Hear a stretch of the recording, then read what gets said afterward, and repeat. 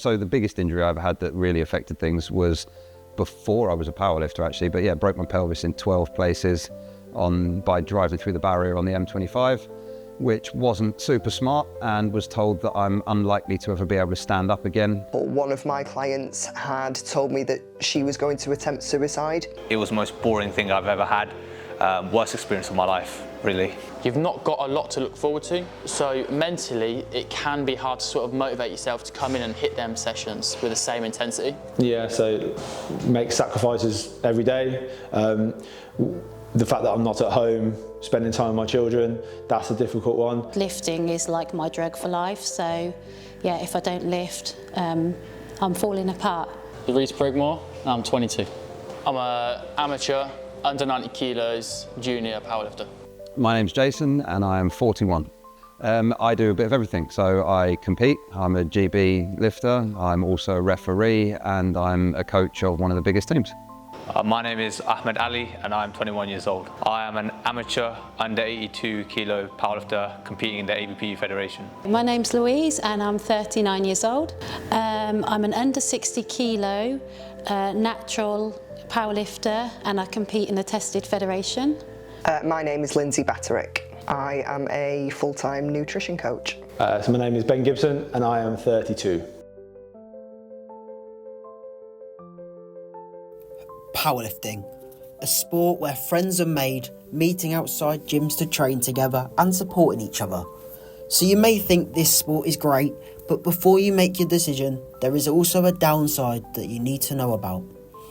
Have you ever wondered what the challenges these athletes have to overcome and the sacrifices that they have to make to look like this? Socialising with your friends, having fun and messing around is good, but it takes a lot more than that. Many late nights in the gym, overcoming failure after failure and setbacks such as injuries is exactly what this sport is about, and it is never mentioned. But it is never as simple as that, and there is a lot more to the journey than this.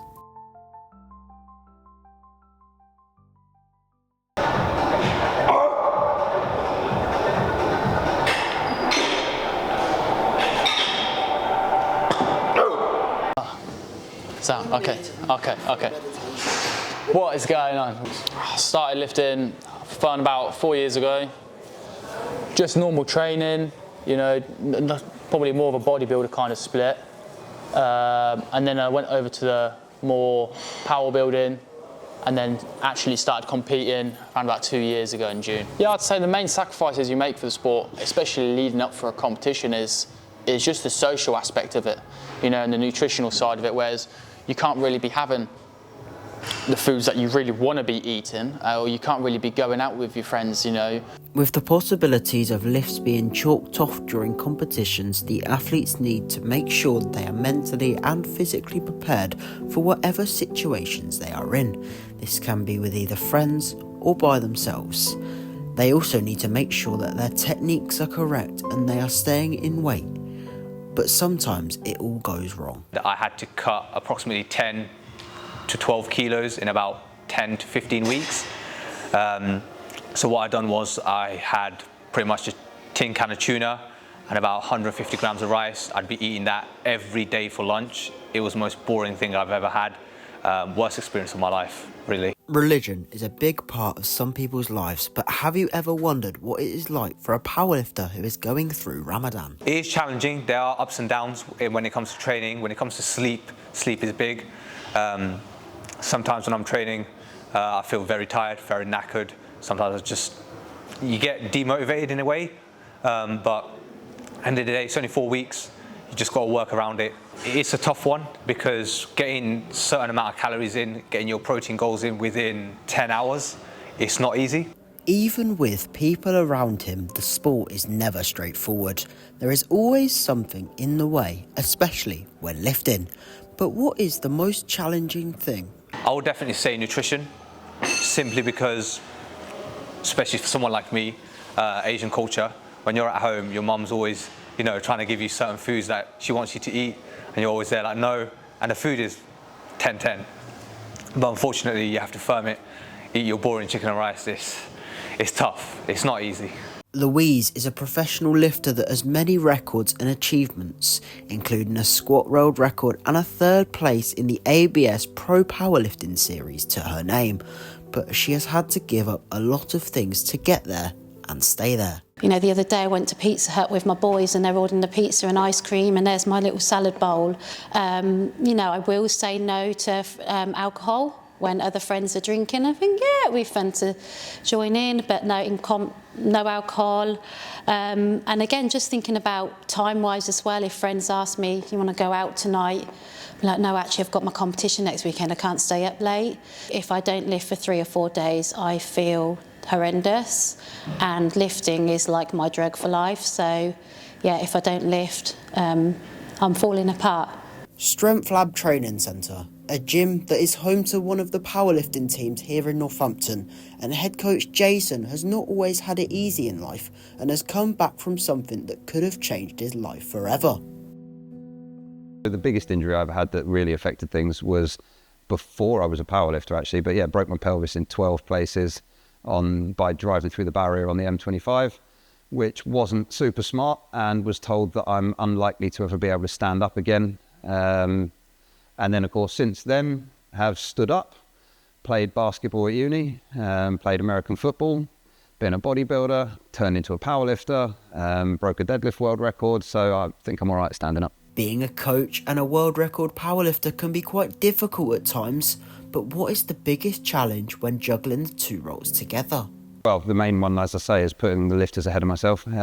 Equally though, no holidays, because we end up spending so much money on international competitions. That has to sort of be your holiday. Coaching is all about helping an athlete become the best they can, but no one is perfect and everyone makes mistakes and has regrets. Letting Louise go below her weight cut at Worlds, yes. The moment she was sub 60, I should have said, that is it, drink, eat, and just keep an eye on the scales, but I didn't. I let her keep going, and I blame myself somewhat for that. You would have heard the athletes talk a lot about nutrition, and that is because it is a big part of the sport, and Coventry is home to someone that knows a lot about it. There are things that I've done wrong for clients, you know, where I've just taken my eye off the ball. I am not perfect by any stretch of the imagination. Any coach that professes to be is wrong. Being a lifter herself, Lindsay knows exactly what they are like on a daily basis. Powerlifters are a challenge because they want to be strong. They feel that they know how to get stronger quicker, and unfortunately it's a process you've got to go through, and you know, you need to commit to how long it takes to get to the end result. However, no job is ever easy, and as well as focusing on helping others, she had to experience something that no one should ever have to go through. One of my clients had told me that she was going to attempt suicide, and I lost sort of 24 hours of my life trying to talk her around because she had no family and no support network. That had such a huge impact on me mentally for quite a long time. In hindsight, I probably shouldn't have got involved to the lengths that I did. There is another side of the sport that is also important, and that is injuries, which can happen quite a lot. But from a physiotherapist point of view, what are powerlifters like to deal with? They're very impatient and they just want to do what they love doing, which is why they do it. But sometimes you've got to say, I think we need to calm it down a little bit. To make sure the athletes are well looked after, everyone, including them, have to make sacrifices. For some people it is social related, but for others it is more personal. Yeah, so make sacrifices every day. The fact that I'm not at home, spending time with my children, that's a difficult one. But I think with the industry, people finish work usually at 5 o'clock, so you've got to be available afterwards to be able to deal with that. Overall, powerlifting is a sport that has many ups and downs, so what advice would people within the sport give? There's only one major regret I made over the years of lifting, and that's one mistake I wish no one ever makes, and that is do your accessories. I don't think anyone understands how important accessories are. Lift technically correct before you add more weight. Technical perfection before anything else. Be patient, things will come, it will happen, you just need to give it time. Life gets in the way sometimes, and it's good to just take time to yourself and actually make sure that you're good outside of training, so then when you come into training, you're in a good headspace.